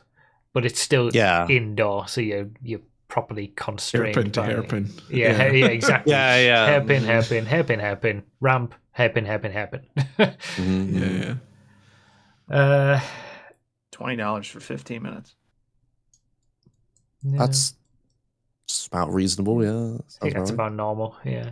Yeah. Mm-hmm. But all right. Yeah. You need to do a championship round. RDT's and, booked. Yeah, give us an update on how you did. Then we can just get Nos before he sells the Miata. Just take the Miata to a kart track. All right. So last thing, Speedrun Corner. GTA Marathon is the only thing. Oh yeah. Yeah, I only just added this to the notes a minute ago. I was like thinking like, oh yeah, Speedrun Corner, that's me. I should think of something. I'm like sat here the whole podcast like, there isn't really any speedrun news. No, I have massive speedrun news. So because you talked about this on the podcast a while ago that you were planning it, but yeah. So GTA Marathon is like a GTA speedrunning marathon, and it's been like an online marathon for like 10 years now. Where like we just like people just, you stream to a Twitch channel and then we restream it to the marathon channel and have commentary and all that stuff. And it's like a community thing for the GTA speedrunning community. But I've been talking about doing it in real life for years and years and years. Well, this year we're finally flipping doing it. I and English Ben, who also runs it, has been putting in a ton of work to make this a real life thing. But yeah, we are actually hosting it. It has a website, gtamarathon.com. It looks pretty fancy. We have a bunch of people that made it very rushingly for us. But I have been traveling back and forth to Portsmouth, where I grew up, to the University of Portsmouth. I have a friend who went to uni there with me and became a lecturer and stuff. It is Eldon Building. And I've been like, dude, this is the perfect place to hold a speedrun event. Portsmouth is super easy to get to for like everyone because it's really close to London. There's direct lines to all loads of airports. You travel straight down. Come on, not for international travelers. You know. Oh, well, I was going to say it is the arse end of the country for me. Yeah. But, okay, for me, all other speedrun marathons in the UK are your end of the flipping country, and I have to drive all the way up. I mean, I was going to offer to do some commentary for you, but like, it's come on, it's far away. It's a good place. We're right in the heart of the city. Everything. It just ticked all the boxes for a good speedrun event, and I've been to enough to know what it looks like for a good speedrun event. So I've been going up and there, back and forth, checking rooms, booking stuff, measuring things. Yeah, we're finally doing it. We've opened ticket sales now. I've been talking about it loads. Yeah, it's good. We've got a load of people signed up. There's going to be meeting for the first time in ages because GTA speedrun community used to be big at ESA many years ago, but a bunch of people have stopped going. Now a bunch of the old people I haven't spoken to in ages, we're going to meet them in person again. And yeah, we're going to host our first thing in Portsmouth. It'll be sick. Congratulations. I hope it goes well. Yeah, it's a big business adventure. We've put a lot of money into it. So hopefully we just want to break even. Yeah. We just don't want to be poor. Don't these things never break even the first time? It's like the second year you might break even and then you might make a profit on the third year or something. Sure, but like we hope that we make enough that it's sustainable to keep doing it. Yeah. Right? Like, was it? I'm guessing like was it a not unreasonable amount for the university, like to charging? It was a great price for the university room. Free. Was it free? Okay, good.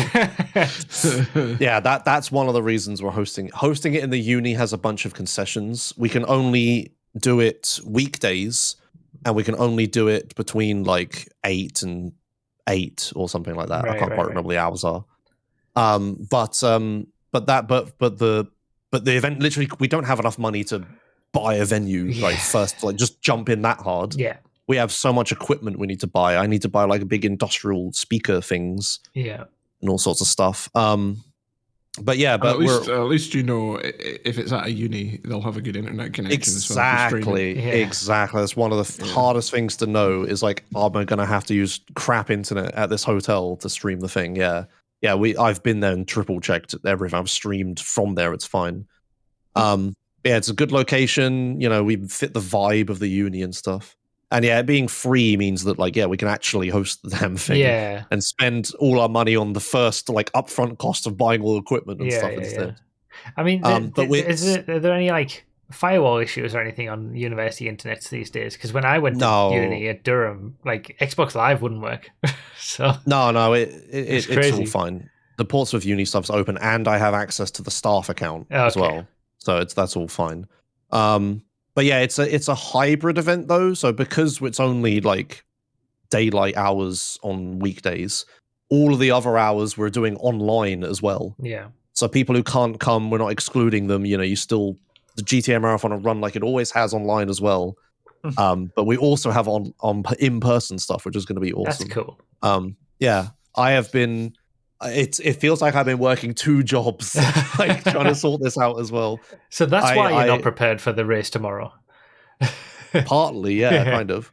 I'm in charge of everything physical, like the venue and the hardware and stuff, while Ben is doing all of the like getting a charity and sponsors and sorting the schedule out and doing all the software-y, stuff like that.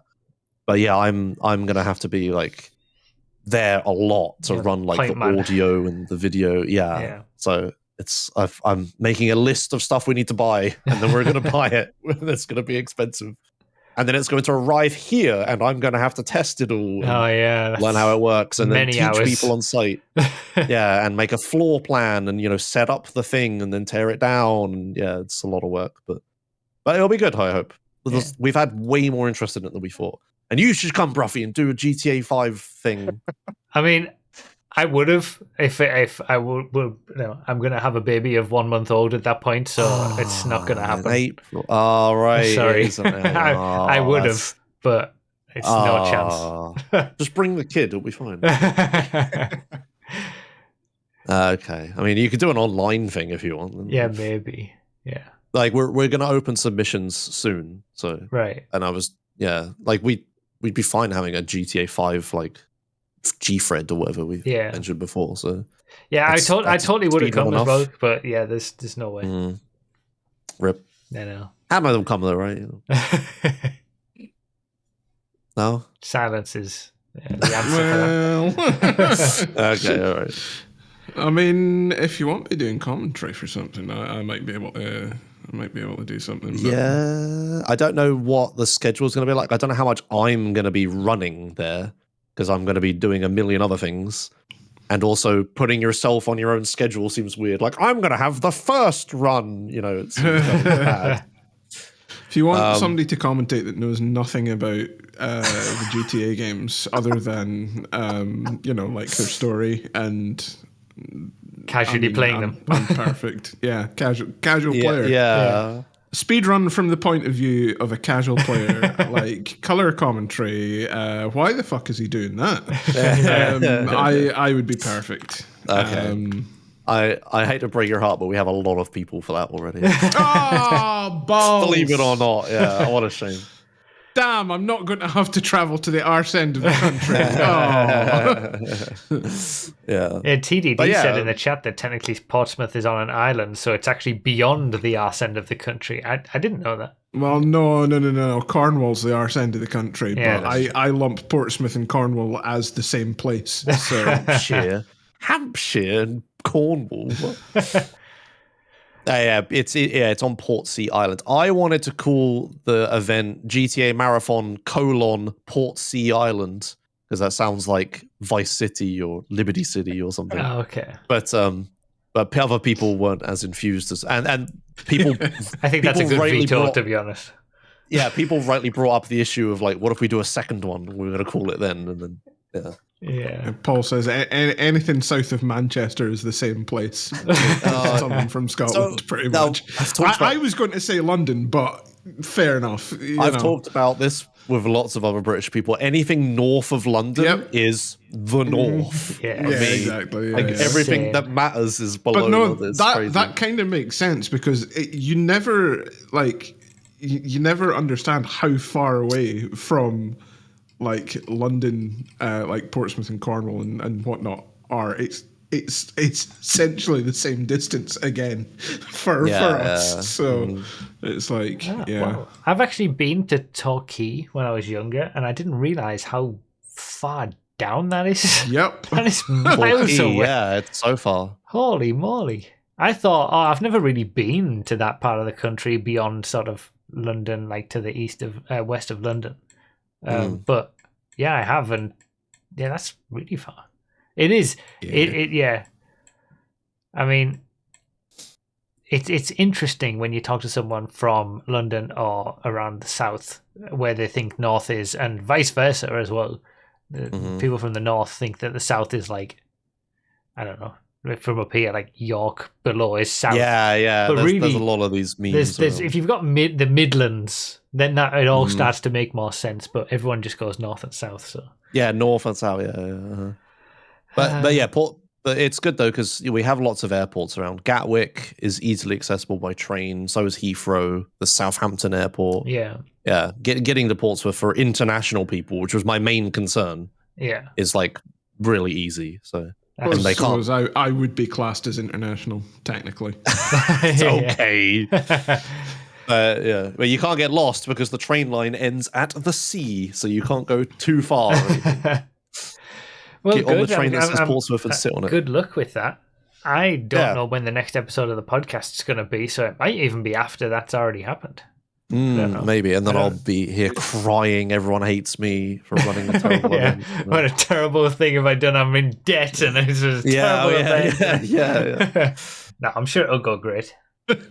The next podcast is just going to be like Josh left the country. Yeah, I'm going to be. I think my baby hates me. Yeah, it's all downhill from here. But yeah, we'll see when the next episode is based on, I guess, my availability, because I don't know what the next month is going to bring or so. But yeah, RDT's going to have to carry. RDT and Nos can carry the podcast next time. Nos will have loads of updates with that's fine. No mention of me. That's okay. Well, you're just an ever-present, solid, like, the anchor that keeps the podcast together. So the anchor. Does that come with a pay rise? 0 to 0. Yeah. Right. So I guess we'll leave it there, unless anybody's got anything else to say. No. Well, we did pretty good, I think. Yeah. All right. Well, yeah. See. Good luck, everybody, and congrats, everybody, and I'll see you all on the other side of it. Yeah, good luck with child. Thanks. Yeah, I hope everything goes well. We kind of glossed over that a little bit, but yeah. All right. You want to say goodbye, guys? Bye. Bye, guys. See you all later. Bye-bye.